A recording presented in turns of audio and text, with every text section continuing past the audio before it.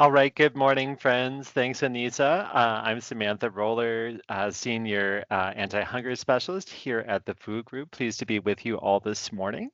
We're going to go ahead and get started with today's training, just discussing the goals of our civil rights training today. So our top priorities today are going to be equal and consistent treatment, providing knowledge of rights and responsibilities, eliminating illegal barriers to access, and promoting dignity and respect.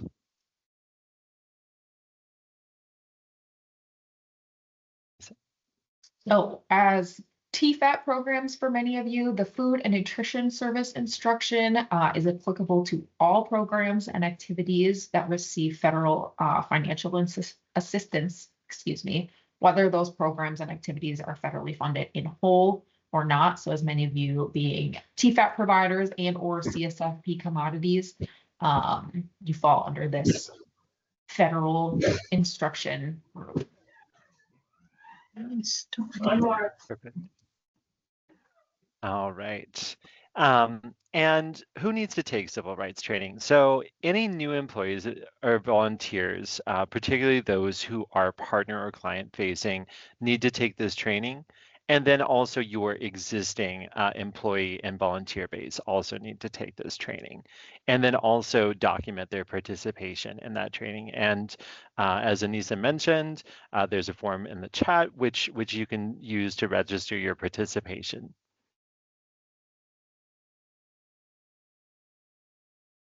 So, in order to be a complete civil rights training, it must include, we're going to talk about collection and data, collection of data and use, effective public notification systems, a proper complaint procedure, compliance review techniques, resolution of noncompliance, some conflict resolution. We'll be talking about requirements for reasonable accommodation for persons with disabilities. We'll be talking about LEPs and requirements for language assistance, and then some general customer service information.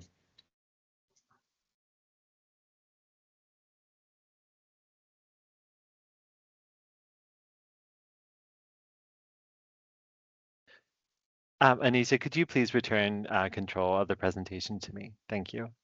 Oh.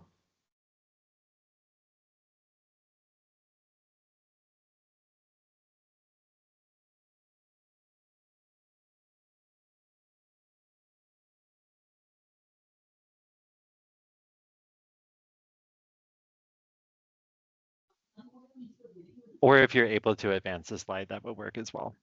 Sure.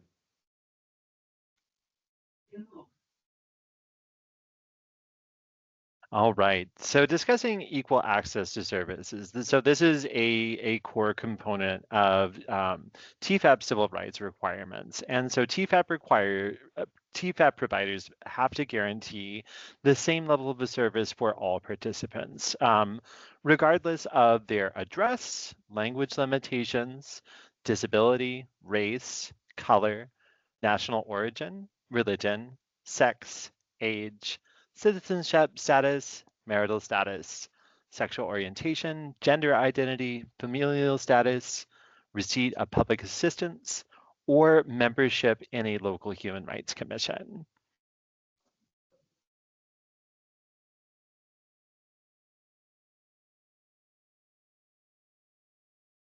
I think you're muted, Anissa. Oh, jeepers. What is discrimination? Discrimination is the unfair treatment of a person or group of persons based on their protected class. Discrimination can be intentional or unintentional. So we have three types of discrimination that we'll cover moving forward. That's disparate treatment, disparate impact, and then reprisal or retaliation. Right. So looking at disparate treatment in depth, it occurs when a person is intentionally discriminated against as a member of a protected class. This type of discrimination occurs when people make plans or rules that intentionally treat some groups differently than others based on race, color, national origin, sex, age, or disability, or any of the factors that we named in the previous slide. And a good example of this might be if members of one religious group are denied service because their beliefs don't match the religious teachings of the organizations distributing the food, which is very relevant to us as providers because many of you are faith-based providers, and this is just something to keep in mind.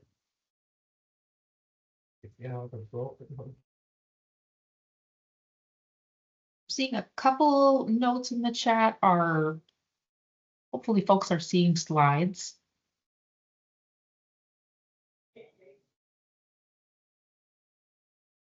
I'm gonna keep moving then. So I got a thumbs up. Okay, I can see in here. Thank you for confirming, folks. Disparate impact. That is the unintentional but has negative result for a protected class. So this type of discrimination occurs. Oh, geez.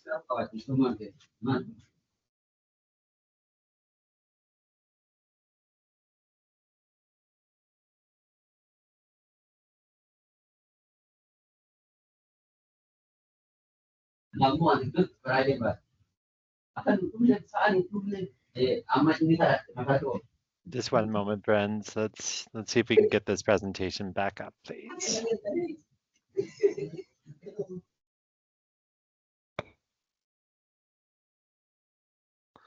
All right, is everybody able to see the slides now? Thank you. All right, and Anissa, I'm back in control of the presentation somehow. So, okay. Yeah, We are perfect. All having a right. great time. You know, we're doing it. We're working through it. All right. Yeah. Do you want to discuss disparate impact then? Yes, I would love to. Amazing. So disparate impact, this kind of discrimination occurs when a program decides on a practice that unfairly affects protected classes in a way that results in them receiving less. So an example of this would be local immigrants are asked to wait until later in the day when there is an interpreter available. This creates a situation where food may be unavailable to a specific group. So this type of discrimination has good intentions, but ultimately negatively impacts a group of people, which is why it's still seen as discrimination. Exactly. Thank you. Moving on to reprisal and retaliation.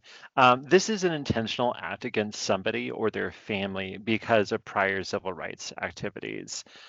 This type of discrimination occurs when the person or organization purposely acts so that specific individuals or groups are denied the same opportunities or benefits as other participants in response to a person's actions. And an example of this might be if family and friends of a participant are mistreated at a distribution after a civil rights complaint is filed by that participant and against the program. So that would be an example of a reprisal or retaliation. And now we have the opportunity to test what we've learned with a short quiz. So we're just gonna popcorn these answers out. Feel free to put your answers in the chat. All right, the first thing we're gonna look at, a participant and their family are not allowed at a food distribution after they file a civil rights complaint. What do you think, guys? What kind, is that disparate treatment, disparate impact, or reprisal retaliation? That's right, perfect. Members of a religious group are denied services because they don't belong to the same church where a food distribution is taking place. What do you think that is?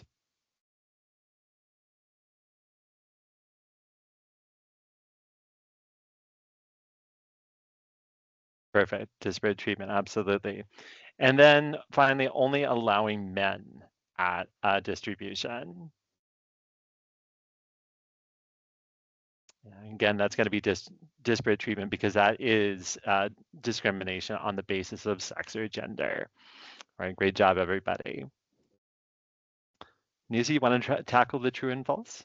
Sure, a handful of true or false questions for folks. So true or false, disparate impact is unintentional.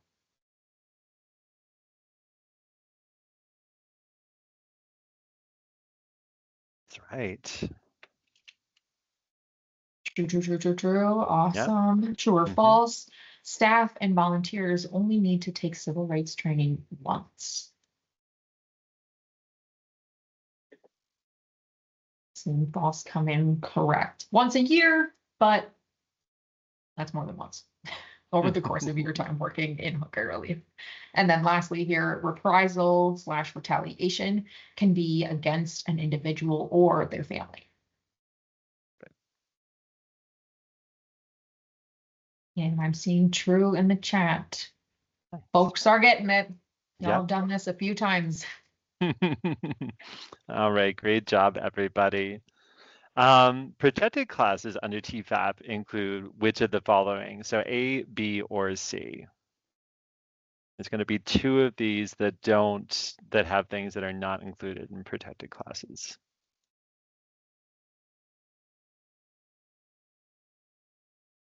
Correct. Correct. Yes, C is the answer. Yeah. Hair color is not a protected class, nor is education level. So C is the answer here. All right, great job, everybody. Moving on to the collection and use of data. So TEFAP and USDA foods are exempt from data collection through the Food and Nutrition Service instruction. So the Food and Nutrition Service is a constituent agency of the USDA, the Department of Agriculture.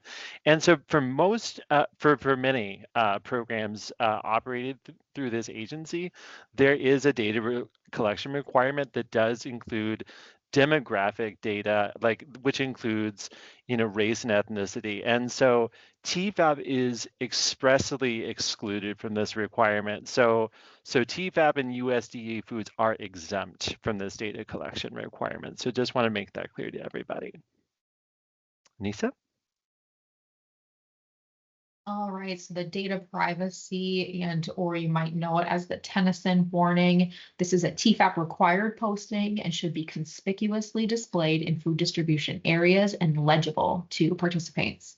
It may be also found on the annual eligibility form along with the non-discrimination statement. So I'm not going to read this whole thing, but this is the statement that should be posted for folks to see.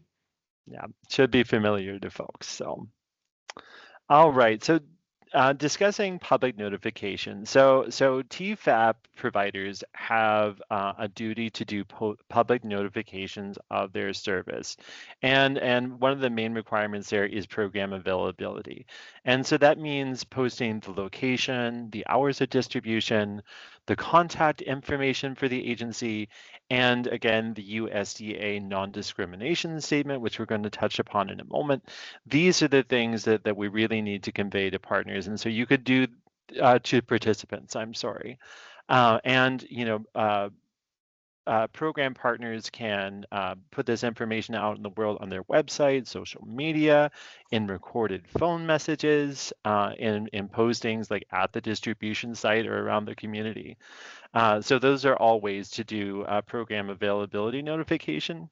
And also, as Anita alluded to, there are some TEFAP required postings. So that we're going to let participants know about program rights and responsibilities, non-discrimination policies, and also the procedure for filing a complaint when things don't go right. So those elements of public notification need to make program information available to the public upon request. Y'all all need to make sure you're prominently displaying that "And Justice for All" poster. Currently, it's a nice green poster. Inform potentially eligible persons, applicants, persons and grassroots organizations of programs or changes in programs. So that means letting Hunger Solutions and your local food bank know if you're having changed to hours or anything like that. Convey the message of equal opportunity in all photos. So mostly that equal opportunity provider statement. And then provide appropriate information in alternative formats for persons with disabilities and in the appropriate languages, ensuring things can be seen from different height levels for folks, and then especially different languages for our neighbors who may not speak English. Good. As we discussed earlier, so the non-discrimination statement is a really key document. It is a TEFAP required posting, and you're going to find it on many of the documents associated with the TEFAP program. And as Anita mentioned, we have the lovely green "And Justice for All" posters, believe those were last printed and updated in 2019. Still waiting on a new one. When those are available, we'll make those available to folks. The USDA non-discrimination statement has to be included in all published materials that mention USDA food programs. And there's a full and a shortened version. And the full version, which we'll get into in a moment, must be presented to participants at certification. And there's a couple ways we do that. It is on the 2025 TEFAP eligibility form, the once a year annual form the participants fill out. It is also expected that will be published in the distribution area, just so folks are apprised of their rights there. So the short version is this institution is an equal opportunity provider. This statement can be posted in English, and then there are a handful of other languages available on the FNS Civil Rights webpage, which is linked at the bottom of this slide here, and you'll get that after the fact. So religious protections. So as I mentioned earlier, many of the folks who are providing TEFAP services are faith-based institutions. And so a few things to keep in mind here for those folks. So participants must not be required to participate in religious activities, right? And all TEFAP services to participants need to be separated by location or time from religious activities. And then finally, TEFAP agencies can have promotional materials out on a table. However, again, those need to be distanced physically from the distribution itself. And so just the main point to take away here is that we just can't have any religious proselytization or programming during food distributions, and we want to do everything possible to prevent the perception that there is some sort of quid pro quo that participation in religious activity is necessary to receive food. Definitely not the case. We want everybody, regardless of their religious belief or background, to have equal access to food, and that applies to faith-based food shelves as well. And for folks, participants who don't feel comfortable using a faith-based provider, you can always provide a reference to a non-faith-based provider. And in fact, there is a requirement to do so if a participant asks about that. So just something to keep in mind. Now, another quiz to test our knowledge. All right, Anissa, you want to tackle this? Yes, a few more true-false questions for the group. First up, all applicant and participant data must remain confidential.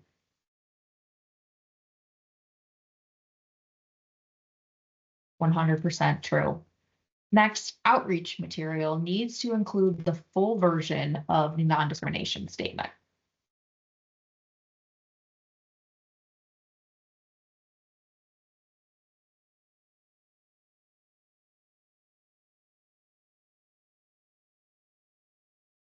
Seeing a mixed bag here, but false. It can have that shortened version on outreach materials. That's okay. TEFAP agencies are allowed to require participants to provide racial demographics.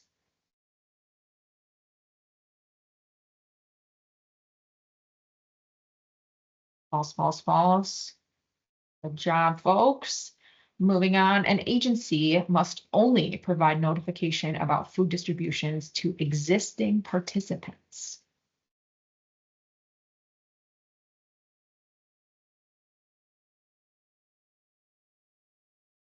Also false. Doing outreach in community is expected of a TEFAP agency partner. And then lastly here, outreach should be in languages spoken in your community and or English.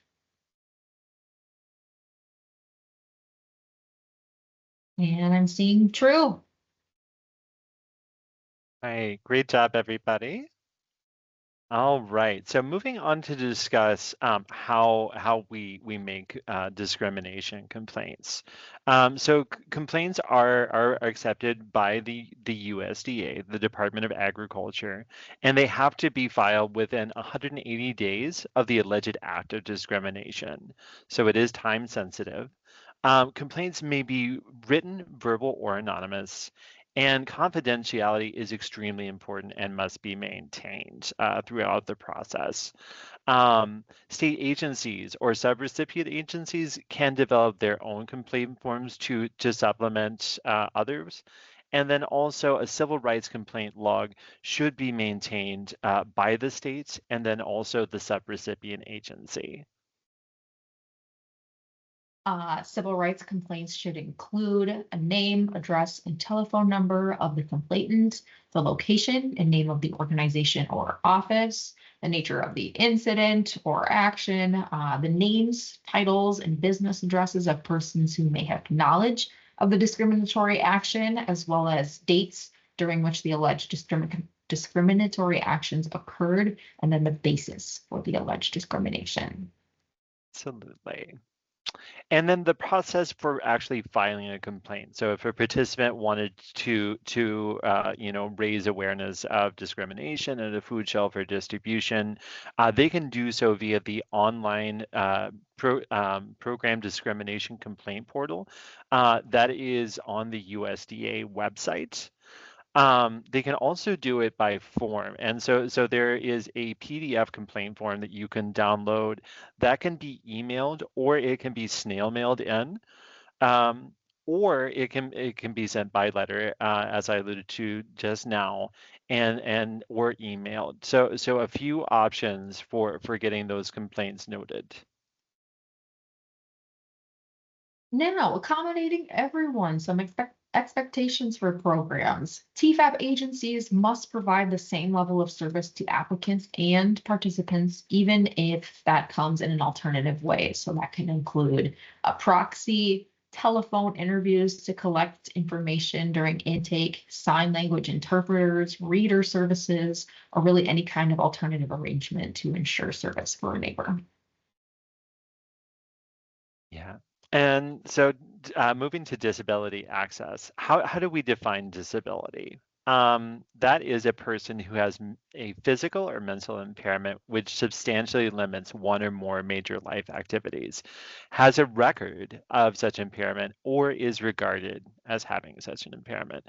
And what we mean by major life activity means functions such as caring for oneself, performing manual tasks, walking, seeing, hearing, speaking, breathing, learning, and working. And it also includes functions of the immune system, normal cell growth, digestive bowel, bladder, neurological, brain, respiratory, circulatory, cardiovascular, endocrine, and reproductive functions. So a wide definition of disability here to be maximally inclusive for those who are differently abled. Continuing on, there is an obligation to ensure that members of the public are provided accommodations in order to access program information, applications, and assistance. So that could be Braille, large print, or an audio tape.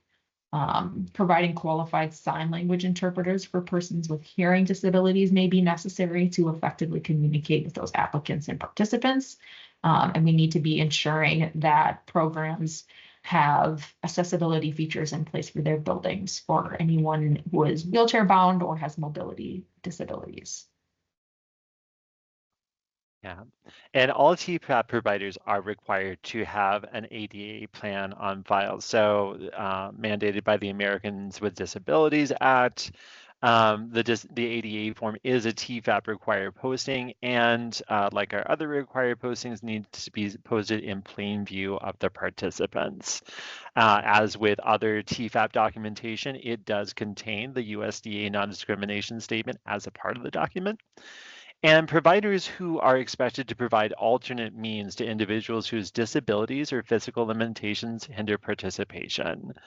Food shelf staff can serve as proxies using the 2025 annual eligibility form and shop on behalf of the individual, providing equal access without to those without mobility. And the proxy is a fairly simple process to navigate. If folks have questions about how to implement a proxy policy or how that works, feel free to reach out to us at the food group or our partners at Second Harvest for ideas on how to approach that. Now it's time for another quiz. All right, Anissa, do you want to tackle this one as well? Absolutely. More true false for you group. Churches may include prayer cards in food boxes. False. For the sake of time, I'm going to move a little quickly through this part. So, true or false, only members of the church where the food distribution is taking place may receive food. See more false. Replying false, you're doing amazing. Participants can be asked for their green card. Also a big fat false. Next, all distribution facilities must have a ramp for wheelchairs and those who cannot take stairs.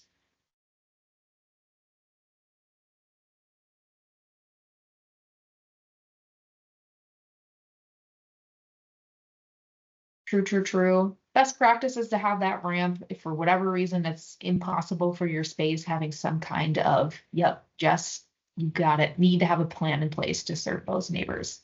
But if you have the ability to get a ramp, that's amazing. And then lastly, I speak cards are great tools for language translation needs at distribution sites. I'm seeing a couple more truths come in, and they absolutely are. And that's a resource that if you can't find, we're happy to help provide. Absolutely. Thank you, Anissa. And so just moving on to some discussion questions. And you can just throw your answers quickly in the chat, just in the interest of time. A reviewer from the state visits a food distribution site and sees the "and justice for all" poster displayed in the manager's office only, an area off limits to the program participants. Would folks say this is a civil rights violation? What do you think? Yeah, I'm seeing some yeses. Absolutely. Yeah. A couple more discussion questions. And like Samantha said, feel free to throw an answer in the chat. So a person in a wheelchair complains that the site where they were told to pick up their food is not accessible to public transportation. What are some ideas about how to accommodate this neighbor?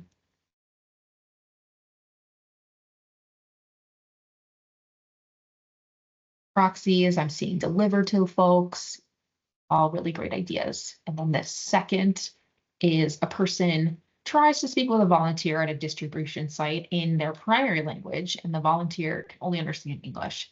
The participant leaves without being served. So how can programs handle this differently?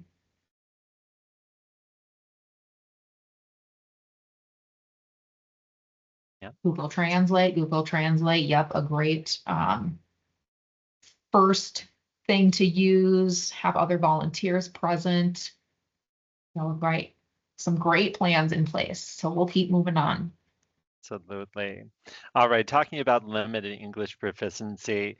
Limited English proficiency, or LEP, refers to individuals whose primary language is not English, and these individuals may have a limited ability to read, speak, write, or understand English, and failure to provide meaningful access could be considered discrimination on the basis of national origin. So, being inclusive of folks who do not have English as a first language is really vital in providing services to the community. Part two, excuse me, of this LEP slide here. So an LEP, or limited English proficiency, is defined as individuals who do not speak English as their primary language. And then programs or recipients of federal financial assistance, aka TEFAP and CSFP providers, have a responsibility to take reasonable steps to ensure meaningful access to their programs and activities by persons with limited English proficiency. So like many of you are putting in the chat, using Google Translate, having those I Speak posters available for folks. If you have the ability to have multilingual staff or volunteers, those are all really great resources to provide meaningful access for neighbors. Absolutely.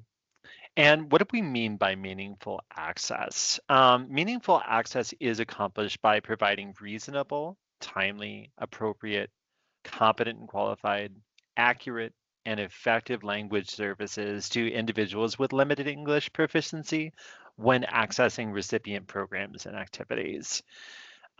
It's important to remember that the number or proportion of LEP folks eligible to be served or likely to be encountered within the service area.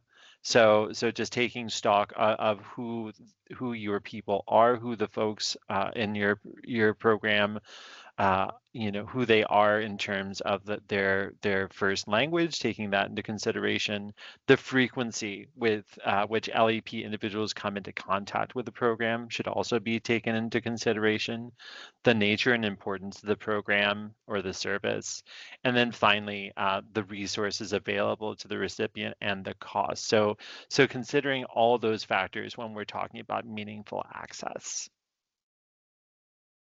Continuing on with LEP and program access, language services, applicants and participants cannot be asked to bring their own interpreters. Children should not be used as interpreters. You're encouraged to use a qualified, competent language resources, as well as competent bilingual staff or volunteers whenever possible. There are telephone interpreter lines available, oral interpretation services, written language services, and then anytime that you can get a qualified and competent community organizer or volunteer into your space is really a best practice. Absolutely. And so a few resources for folks with limited English proficiency and accommodating those folks, the US Census data, the American Community Survey, the Migration Policy Institute's National Center on Immigrant Integration, and then the limited English proficiency website that's actually a US government website with resources and information about accommodating folks with limited English proficiency. All right, continuing on, conflict resolution. So civil rights compliance and customer service with conflict resolution can include staying calm and listening if a neighbor has a complaint. Don't be afraid to apologize to a neighbor. Take the time to explain regulations and policies, having those postings available to show folks exactly what your plans are and the program requirements you're adhering to. Try to offer solutions, and when in doubt, ask a supervisor for help and or reach out to your food bank, and we're happy to step in and provide support as well. Certainly. Thinking about customer service, the most important thing overall is being patient and polite with folks. And then it's important to always be on the lookout for new ways that you can improve your customer service. So things that you can do to make the service more inclusive and pleasant for participants. One way of doing this is just asking yourself, am I treating this person in the same manner I treat others? So just keeping yourself accountable by asking that question, making sure that participants receive equal treatment and service. Remembering that equal does not mean identical. So the equity equality debate that folks will be familiar with. It's important to practice empathy and compassion. So just approaching with curiosity and understanding is a great way to offer good customer service. Recognizing that participants have varied needs, as we discussed in the rest of this presentation, and then also building in accommodations for people with disabilities or language needs. Those are not considered special favors, and that is just a standard expectation of service. So that understanding of inclusion and broad service to all, that needs to be factored into your customer service model. And now, time for another quiz. All right, true or false, folks? The and justice for all posters are only needed in the office or storage areas. What do we think? And again, it's okay to put things in the chat. Yes, false. It has to be in the distribution area. 2, everybody has the right to make a civil rights complaint. What do we think? Yeah, absolutely true. Yes, this is something that anyone can do. 3, customer service examples include smile when appropriate, rush the participants so you can serve more people, and then listen to the participant. What do we think? Absolutely. Yeah, definitely don't want to rush participants. That is not considered good customer service. Correct. And then finally, number 4, the shortened version of the non-discrimination statement is this institution is an equal opportunity provider. Great. Yep, that is absolutely true. Denise, you want to tackle the next round here? Absolutely, I do. Number 5 here, volunteers at a food shelf that serves predominantly African American immigrants, or excuse me, African immigrants, want to require IDs because they suspect some people are coming more than once. They are able to require IDs to make their job easier. True or false?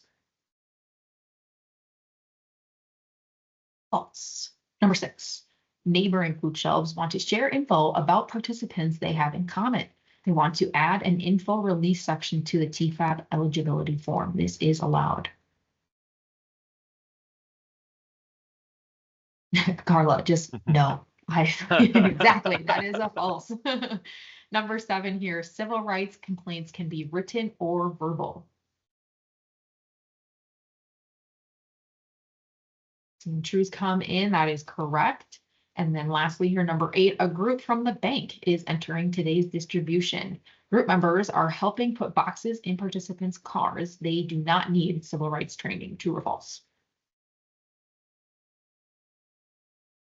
Y'all got it, that's false. Those bank staff members are technically coming in contact with neighbors, so they too need to have the civil rights training. They can either go through this full process or that kind of 2-pager to acknowledge the high level points would be satisfactory for a group like this. Perfect. And with that, that brings us to the end of today's presentation. We are just so grateful that folks made the time to be here and prioritize this learning and education. So thank you to all of you who have participated. Thank you also for making your staff and volunteers aware of this information and making sure that the requirements are met there as well. And so I think we're going to have a little bit of time for some questions. So Anissa and I will be happy to address any questions that folks have. So if folks want to put questions in the chat, we'd be able to stay on for a few minutes and answer those questions.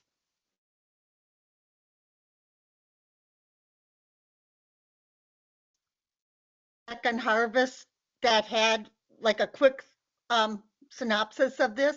Can we continue to use that to our volunteers, or do they specifically have to watch the video?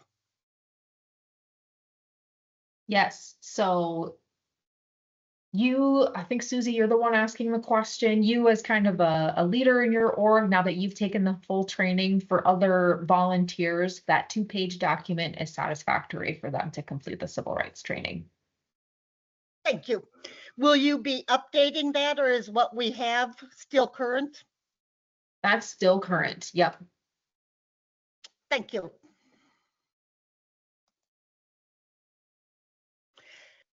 One other question. Since we went to the online service that we use, do people have to fill out the TEFAP form every year, or once they're in the computer, we don't need them to rewrite the form?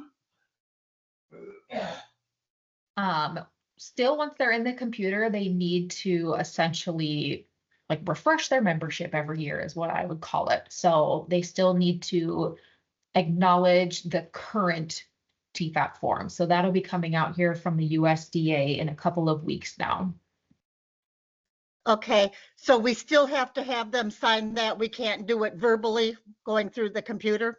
They can do verbal. That's okay. Yep. Okay, so I don't physically have to have them fill out a new sheet every year.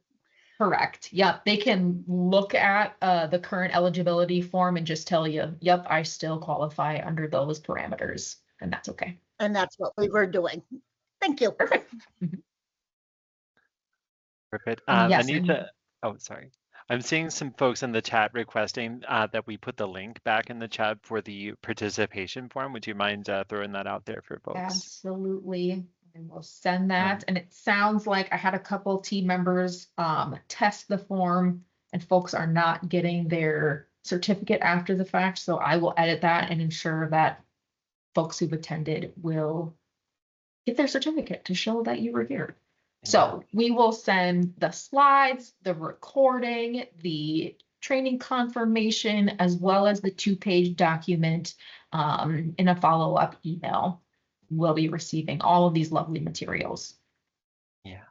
And I also am seeing a question from Kathy, and she asks, if a proxy needs to register, how do we get the form to them if they can't come in? So the proxy, the person shopping on behalf of that person, can come in and fill out that form. So it is not necessary for the person with limited mobility to physically be present to do that paperwork. So again, because that would represent a barrier to access, right? So that is something that the proxy themselves takes care of. A great question.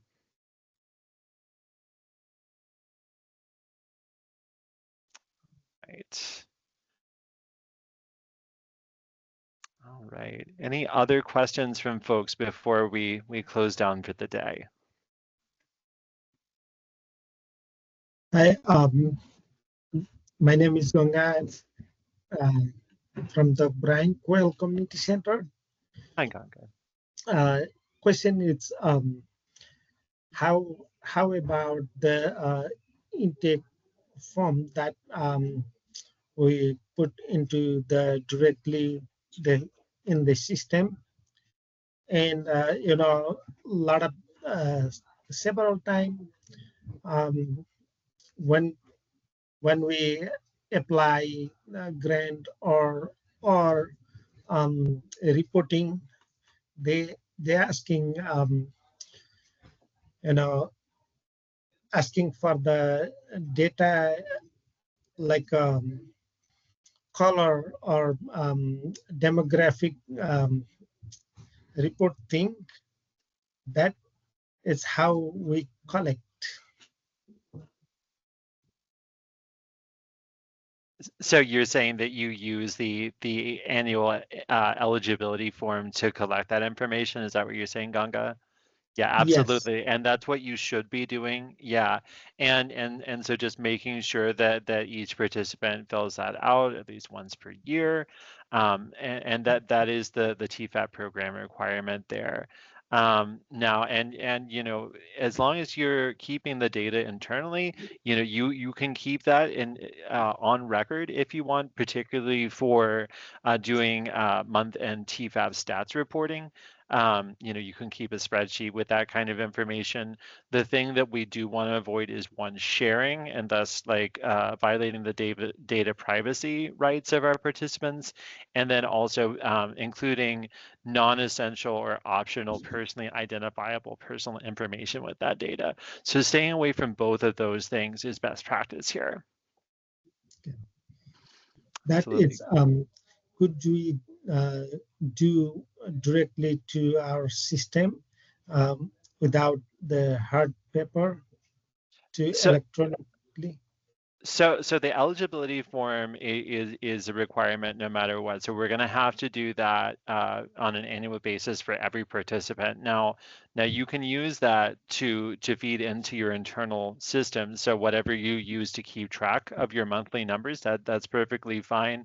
But again, just keeping that internally in your organization and not associating that with any personally identifiable information. But that should be fine. Thank you. Absolutely. All right. Anybody else before we go ahead and close out for the day?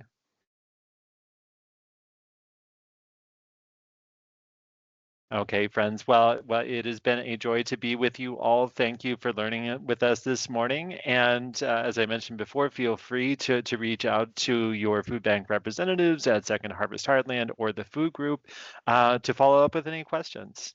Thank you all for your time this morning.